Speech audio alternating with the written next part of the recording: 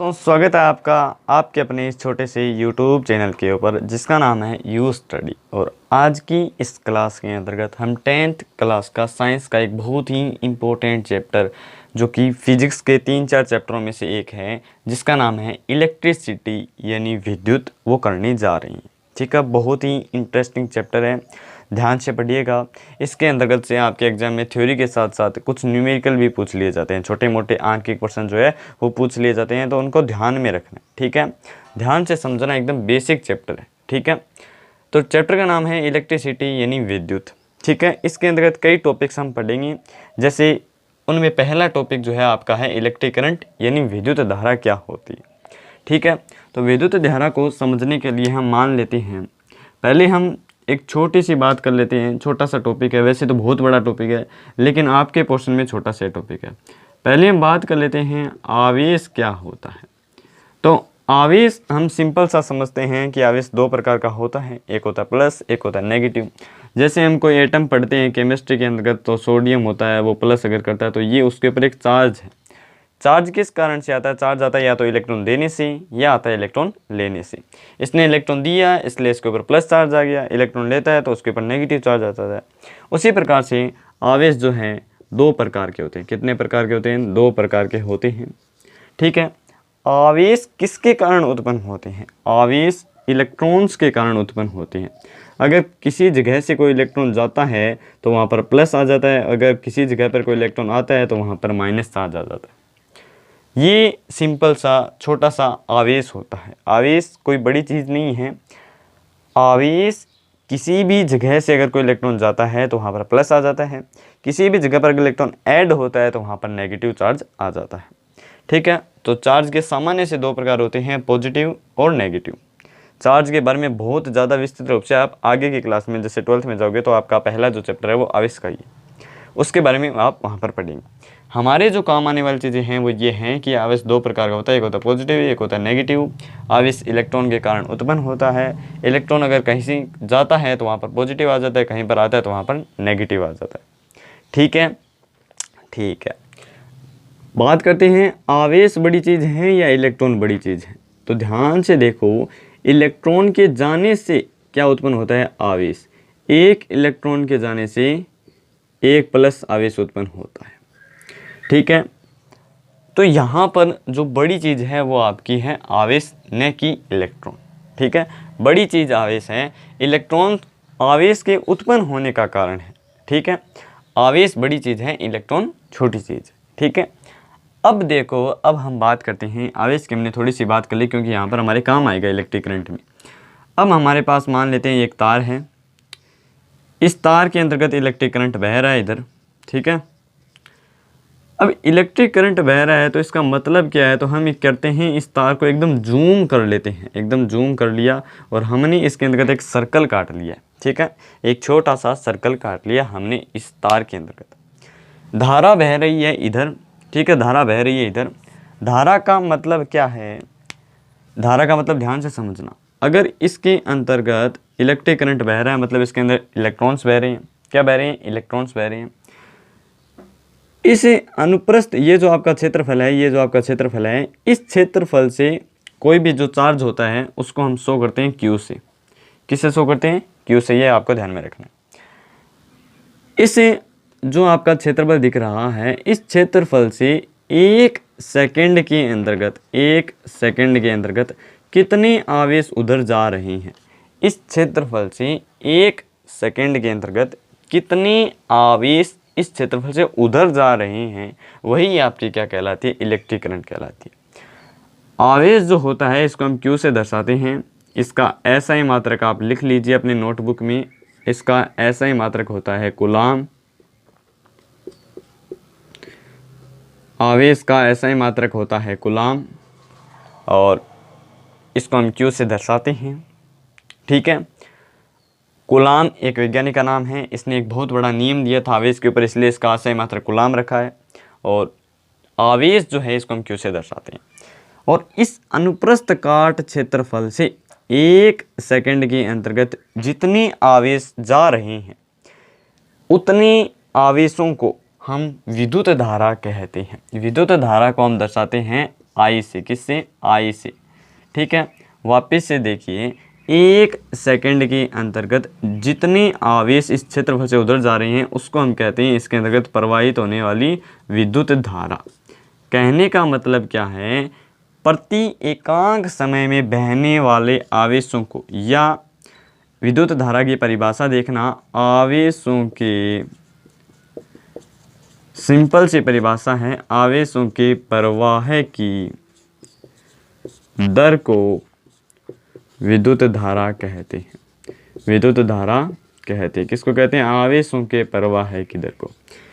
आवेशों के प्रवाह की दर को, आवेश इस तार के अंतर्गत किस दर से बह रही हैं, बह तो रही हैं लेकिन किस दर से बह रही हैं, और जहाँ पर दर आ जाता है उसके बट्टे में आ जाता है टाइम, और किसके प्रवाहों की दर, आवेशों के प्रवाह की दर को क्या कहते हैं, धारा कहते हैं। आवेशों के प्रवाह की दर को धारा कहते हैं। या 1 सेकंड में प्रवाहित होने वाले आवेशों को हम कहते हैं विद्युत धारा। या प्रति एकांक समय में, एकांक इसका भाग जा रहा है, इसका मतलब लास्ट में यहाँ पर 1 आएगा, यानी प्रति एकांक समय में बहने वाले आवेशों को भी हम क्या कहते हैं, विद्युत धारा कहते हैं। 3 डेफिनेशन मैंने आपको बता दी है। सबसे सिंपल डेफिनेशन है आपकी ये कि आवेशों के प्रवाह की दर को विद्युत धारा कहते हैं। किसी चालक के अंतर्गत कोई आवेश किस दर से बह रहा है उसे हम कहते हैं विद्युत धारा। इसको हम शो करते हैं I से, फॉर्मूला हो जाता है I बराबर Q/T। ये हैं आपका प्रवाहित आवेश या आवेश, और बट्टे में है आपका समय। आवेश का मात्रक मैंने आपको बताया है कूलाम, क्या बताया है, कूलाम, और समय का मात्रक आपको पता है होता है सेकेंड। और इस तरीके से धारा का मात्रक आ जाता है कूलाम प्रति सेकेंड। क्या आ जाता है, कूलाम प्रति सेकेंड, या हम इसको दर्शा सकते हैं कूलाम पर सेकेंड। ये आपका आ जाता है धारा का मात्रक कूलाम पर सेकेंड। धारा का मात्रक आ जाता है कूलाम पर सेकेंड। धारा का फॉर्मूला आ गया I बराबर QT, I बराबर Q/T। और Q का भी एक बड़ा सा फॉर्मूला होता है। कोई भी आवेश होता है उसको हम दर्शा सकते हैं Q बराबर NE। इस ब्रह्मांड के अंतर्गत जितने भी आवेश होते हैं वो सारे के सारे इस E का मान होता है, ध्यान में रखना, 1.6 × 10⁻⁻19 कूलाम। ये E का मान होता है। ये एक इलेक्ट्रॉन के ऊपर जो चार्ज होता है वो इतना होता है। और ब्रह्मांड के अंतर्गत जितने भी आवेश हैं वो सारे के सारे इस इलेक्ट्रॉन के क्या होते हैं, पूर्णांकीय गुणज होते हैं। इस यहाँ पर n का जो मान है ये 1 2 प्लस माइनस 3 अनंत तक चलता रहता है। कोई भी आवेश होता है उसको हम इस तरीके से रिप्रेजेंट कर सकते हैं, Q बराबर NE। E का मान है इलेक्ट्रॉन के ऊपर आवेश 1.6 × 10⁻⁻19 कूलाम, ये लिख लेना। अब मैंने आपको अभी भी बताया था कि इलेक्ट्रॉन बड़ा है या आवेश बड़ा है, तो ध्यान से देखो, कोई भी जो चार्ज होता है वो इस इलेक्ट्रॉन का इतने गुणा होता है। पावर देखो -19 में, यानी बहुत छोटा है, बहुत छोटा है। ध्यान से अब हम अभी मैप न्यूमेरिकल करेंगे, थोड़ा सा इसके बारे में और पढ़ लेते हैं, फिर आपको समझ में आ जाएगा कि Q बड़ा है या इलेक्ट्रॉन बड़ा है। ठीक है, ठीक है। तो I बराबर होता है Q/T। Q बराबर अभी मैंने आपको फॉर्मूला बताया, Q बराबर होता है N, इसलिए Q बराबर हो जाएगा NE/T, जहाँ पर N बराबर 1 2 3 4 प्लस माइनस है, और E का मान ये रहा 1.6 × 10⁻⁻19 कूलाम।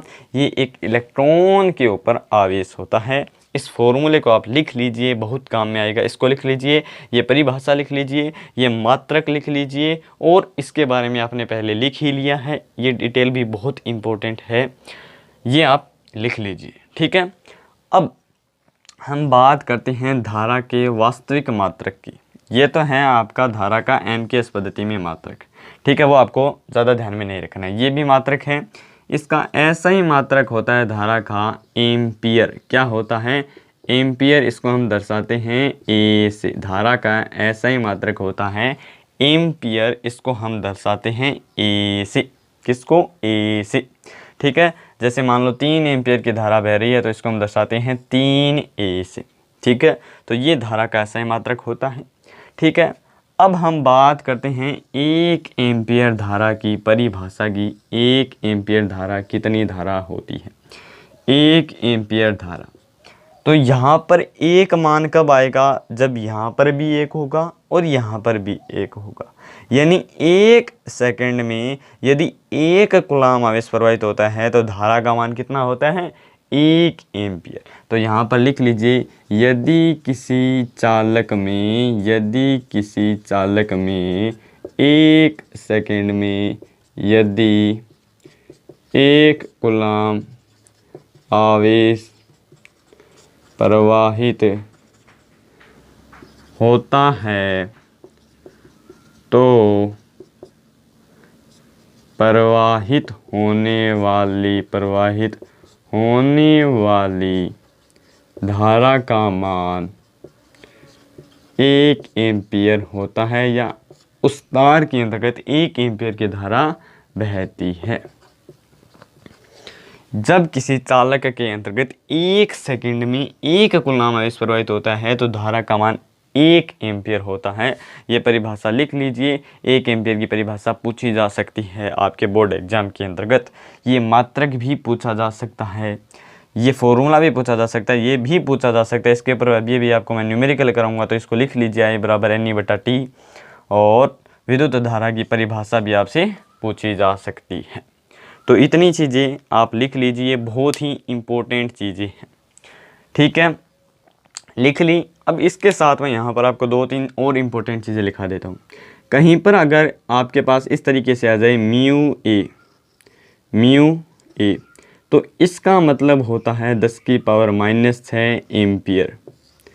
ठीक है, इसी तरह कहीं पर अगर आ जाए स्मॉल ma, तो इसका मतलब होता है 10⁻³ एम्पियर। ठीक है, ये चिन्ह जो हैं म्यू और एम, ये इसलिए प्रयुक्त किए जाते हैं क्योंकि जो 1 एम्पियर धारा होती है ना, ये वास्तव में बहुत बड़ी होती है, बहुत बड़ी, जो कि बहुत व्यवहारिक, जो हम प्रैक्टिकल जो चीज़ें करते हैं उनमें पॉसिबल नहीं होती है। इसलिए हम इसको छोटा करके जो सामान्यतः मिली एम्पियर या माइक्रो एम्पियर जो है प्रयुक्त करते हैं। ये 2 आपके बहुत ज़्यादा काम में आएंगे, इसलिए मैंने आपको 2 ही बताई हैं। ठीक है, ये सारा का सारा उतार लिया अपनी नोटबुक के अंदर। बहुत ही सारा इंपॉर्टेंट कंटेंट है, सारे से प्रश्न उठ सकते हैं। अब मैं आपको छोटे मोटे 2-3 प्रश्न करा देता हूं।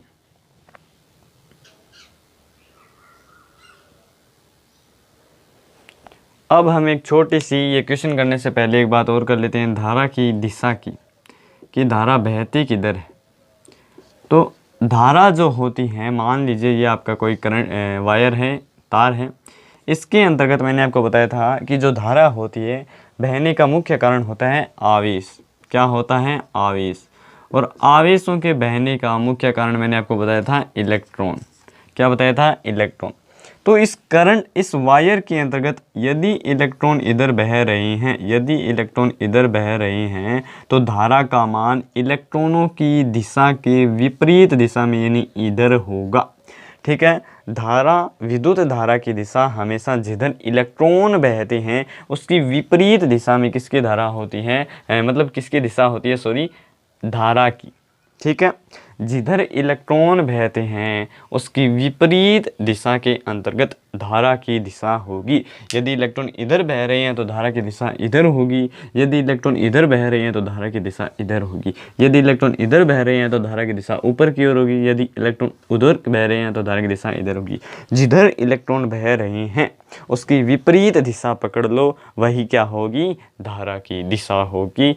ये आप लिख लीजिए, कॉपी के अंदर लिख लीजिए, जिधर भी इलेक्ट्रॉन बहते हैं उसके विपरीत दिशा में धारा की दिशा होती है। धारा की दिशा हमेशा इलेक्ट्रॉनों के प्रवाह की दिशा के विपरीत दिशा में होती है। क्यों होती है? मैंने आपको बताया था कि जो चार्ज होता है वो प्लस चार्ज इसलिए उत्पन्न होता है क्योंकि वहाँ से इलेक्ट्रॉन चला जाता है। और धारा क्या होती है? धारा होती है आवेशों के प्रवाह की दर। ठीक है, ये आपका मान लीजिए एक इलेक्ट्रॉन यहाँ पर है, ये इलेक्ट्रॉन यहाँ पर था तो यहाँ से ये यहाँ पर आ गया तो ये प्लस आ गया, फिर यहाँ से यहाँ आ गया प्लस आ गया, फिर यहाँ से यहाँ, यहाँ से यहाँ, यहाँ से यहाँ, यहाँ से यहाँ, इस तरीके से इलेक्ट्रॉन इधर गति कर रहा है, आवेश बन रहे हैं।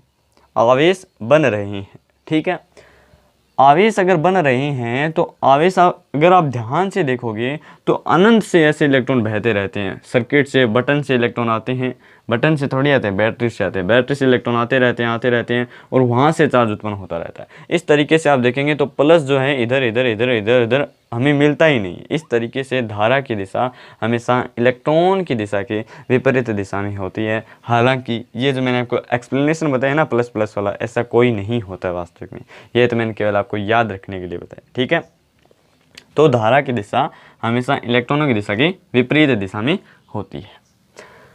अब इम्पोर्टेंट लगा के ये क्वेश्चन अपनी नोटबुक में कर लेना, मैं करा रहा हूँ। ठीक है, एक कूलाम आवेश के अंतर्गत, एक कूलाम आवेश में इलेक्ट्रॉन्स की संख्या ज्ञात करें। एक कूलाम आवेश में इलेक्ट्रॉन्स की संख्या ज्ञात करें। ये क्वेश्चन अपनी नोटबुक में कर लेना, बहुत ही इंपॉर्टेंट प्रश्न है, आ सकता है। ठीक है, मुझे पता नहीं है, अगर बोर्ड एग्जाम में आ गया तो आपको ही करना है। एक कूलाम आवेश में इलेक्ट्रॉनों की संख्या ज्ञात करें। अभी मैंने आपको एक फॉर्मूला बताया था, Q बराबर NE। आवेश को हम दर्शाते हैं Q से। आवेश का मान हमें कितना दिया हुआ है, एक कूलाम। E का मान मैंने अभी आपको बताया था, E का मान होता है 1.6 × 10⁻⁻19 कूलाम। और ये मैंने आपको बताया था 1 2 3 4 अनंत रूप से होते हैं। ये अनंत रूप से होते हैं इलेक्ट्रॉनों की संख्या। ठीक है, तो यहाँ पर n क्या है, इलेक्ट्रॉनों की संख्या।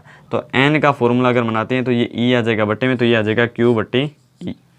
Q का मान 1 कूलाम, E का मान ये रहा, तो Q 1/E हो गया 1.6 × 10⁻⁻19 कूलाम।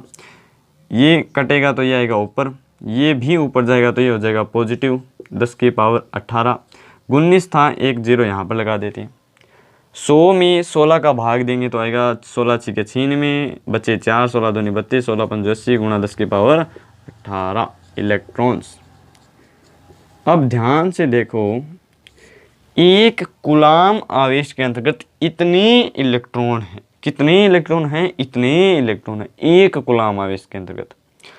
तो बड़ा कौन हुआ, बड़ा हुआ एक कूलाम आवेश, न कि एक इलेक्ट्रॉन। एक कूलाम आवेश में इतने इलेक्ट्रॉन होते हैं, न कि एक इलेक्ट्रॉन में एक आवेश। तो बड़ा एक कूलाम हुआ, न कि इलेक्ट्रॉन। ये आपको ध्यान में रखना है, एक कूलाम आवेश में इतने इलेक्ट्रॉन आएंगे। सेकंड छोटा सा न्यूमेरिकल देख लो। यदि चालक में 3 स्मॉल m ए की धारा 5 सेकंड के लिए प्रवाहित होती है तो प्रवाहित आवेश का मान ज्ञात करें। तो आवेश का मान ज्ञात करें। तो प्रवाहित आवेश का मान ज्ञात करें, यानी कितना आवेश इधर से उधर चला गया। वह इलेक्ट्रॉनों की संख्या भी ज्ञात करेगी, कितने इलेक्ट्रॉन उधर से उधर चले गए। वह इलेक्ट्रॉनों की संख्या भी ज्ञात करें। यदि किसी चालक तार में 3 स्मॉल m ए की धारा 5 सेकंड के लिए प्रवाहित होती है, कितने सेकंड के लिए, 5 सेकंड के लिए, तो हमें प्रवाहित आवेश का मान ज्ञात करना है। मान लीजिए ये आपका कोई तार है, इस तार से कोई 3 मिली एम्पियर की धारा जो है कितने सेकंड के लिए, 5 सेकंड के लिए प्रवाहित होती है। तो इससे बहने वाले उस आवेश का मान चाहिए और इस आवेश के साथ बहने वाले इलेक्ट्रॉन्स की संख्या भी हमें चाहिए। इस न्यूमेरिकल के अंदर हमें पूछा है। ठीक है, तो आई का मान कितना दे रखा है, धारा को हम दर्शाते हैं ऐसे, तो ये है 3 और स्मॉल m की जगह मैंने अभी आपको बताया था, इसकी जगह आपको लिखना है 10⁻³ तो ये हो गया 3 × 10⁻³ एम्पियर। टाइम हमें दे रखा है 5 सेकंड। फॉर्मूला होता है I बराबर Q/T। Q बराबर हो जाएगा IT, Q बराबर हो जाएगा IT। I का मान ये रहा 3 × 10⁻³ T का मान ये रहा, गुणा करोगे तो आएगा 15 × 10⁻³ कितना आएगा, कूलाम आएगा। और फिर हम इसको भी लिख सकते हैं 15 मिली कूलाम। ठीक है। तो प्रवाहित होने वाले आवेश का मान है 15 मिली कूलम। ठीक है, सही है ना। ठीक है, हमें साथ में पूछा है इलेक्ट्रॉनों की संख्या। तो अभी अभी मैंने आपको ये फॉर्मूला बताया था कि Q बराबर होता है NE। Q का मान ये रहा 15 गुणा 10 की पावर -3 लिख देंगे। इस E को नीचे लिया, E का मान मैंने आपको बताया है 1.6 इंटू 10 की पावर -19 कूलम बराबर N। ये आ जाएगी आपकी इलेक्ट्रॉनों की संख्या। निकालूं क्या, ये ऊपर जाएगा तो पॉजिटिव हो जाएगा, पॉजिटिव में से माइनस के 3 जाएंगे, वे बच जाएगा 16 गुणा इसका इसमें भाग दोगे तो आपका जाएगा भाग 16 नम्बे 144, बच्चे कितने 6 16 43, लगभग इतने इलेक्ट्रॉन्स आएंगे। इतने इलेक्ट्रॉन्स 5 सेकंड के अंतर्गत चले गए। मज़ेदार बात है ना, है ठीक है। ये आपका 2 न्यूमेरिकल मैंने आपको करा दी। अच्छा, एक छोटा सा न्यूमेरिकल मैं आपको घर पर करने के लिए भी दे देता हूँ। ठीक है, ध्यान से सुनना। घर पर करने के लिए मैं आपको न्यूमेरिकल दे देता हूँ। यदि लिख लीजिए, यदि किसी चालक से 6 सेकंड के अंदर 6 सेकंड के